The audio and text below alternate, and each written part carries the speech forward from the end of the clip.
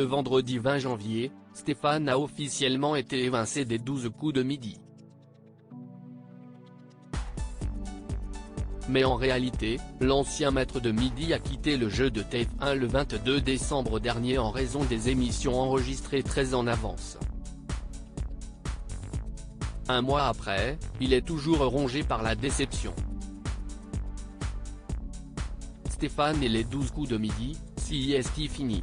Le 20 janvier dernier, le champion de l'émission de TF1 a été éliminé, 5 mois jour pour jour après son arrivée dans la compétition.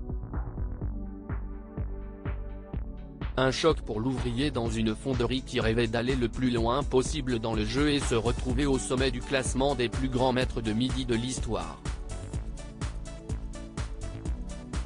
Malheureusement, le candidat originaire de la Haute-Marne a été évincé par sa concurrente, Sarah, qui ne lui a cependant pas volé son titre. CIST un certain Alexandre qui a eu cet honneur. Le champion peut tout de même se réjouir d'avoir à son actif 153 participations et une cagnotte de 568 343 €. Mais la déception est immense et Stéphane a fondu en larmes en faisant ses adieux au plateau et surtout à Jean-Luc Reichmann. Je ne vous oublierai jamais. Désolé si j'ai du mal. D'habitude, je ne suis pas comme ça, je suis assez bourru comme mec. Là je ne peux plus supporter l'émotion, a-t-il déclaré le jour de sa chute. Stéphane toujours marqué par sa défaite aux 12 coups de midi. Si la mauvaise nouvelle est toute fraîche pour les téléspectateurs, ce n'est pas le cas pour Stéphane. Les numéros des 12 coups de midi étant enregistrés des semaines à l'avance, le maître de midi a en réalité été éliminé le 22 décembre dernier. En moyenne, on tournait 5 émissions par jour, entre 13h et 22h. J'arrivais au studio vers 10h30.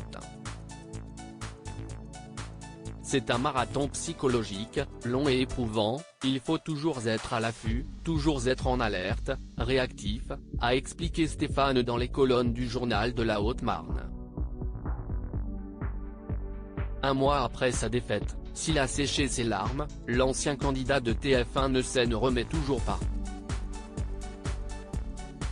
Il se dit même aigri envers lui-même. Je m'en veux tellement d'avoir échoué sur une question à ma portée. Je sais qu'à la longue, ça va disparaître, mais la blessure est encore ouverte. La cicatrice est toujours très fraîche, la blessure encore vive, a-t-il déploré. Un sentiment qui n'est pas près de quitter Stéphane qui compte bien continuer à regarder le programme lorsqu'il rentre du travail. Je ne change pas mes habitudes, a-t-il assuré. Difficile de faire le deuil.